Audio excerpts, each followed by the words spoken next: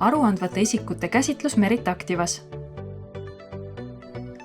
Aruandvaks isikuks on tavapäraselt näiteks ettevõtte omanik, juhatuse liige või töötaja.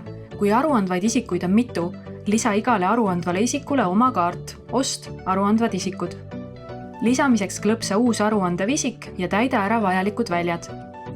Kuna Merit Activas käsitletakse aruandvat isikut samamoodi nagu tarnijat, siis võlgnevusi aruandvate isikute lõikes saad vaadata ost, ostu- ja maksuvõlgnevuste aruanne ja võlaliigiks võlad aruandvatele isikutele.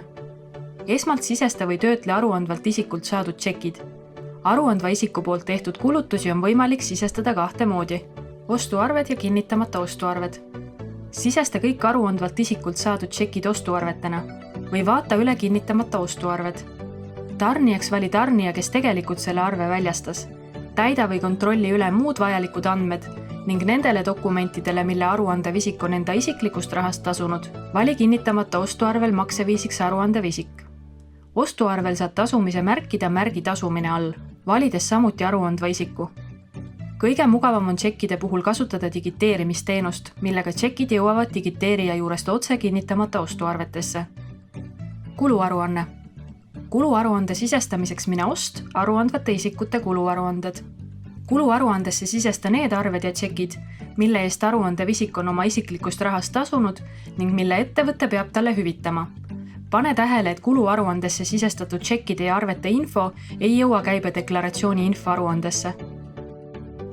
Siia saad sisestada ka muud võlad, mille eest ettevõte on aruandvale isikule võlgu.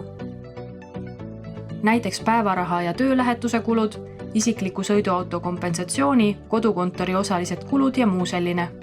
Kui aruandvale isikule on tehtud tasumisi, siis vormista tasumised maksed menüüpunktis ja alati tehingu liigiga tehingud tarnijatega. Panga väljavõtte impordi puhul seo aruandvate isikutega seotud maksed alati võlgnevused all. Veendu, et tehingu liigiks oleks tehingud tarnijatega ja tarnijaks valitud aruandev isik. Juhul, kui aruandvale isikule on tasutud ostuarve või kuluaruande eest, märgi need tasutuks. Kui aruandev isik on saanud ettemaksu, sisesta ettemakstud summa ettemaksusumma lahtrisse ning kui aruandev isik tagastas avansina ette saadud summa, märgi ettemaksena saadud summa tasutuks. Juhul, kui aruandva isiku ettemaksete ja võlgnevuste vahel on vaja teha tasaarveldusi, saad seda teha maksed, tasaarveldused klientide tarnijatega all. Küsimuste korral helista või kirjuta meie klienditoele või tutvu kõigi Merit Activa juhenditega meie kodulehel.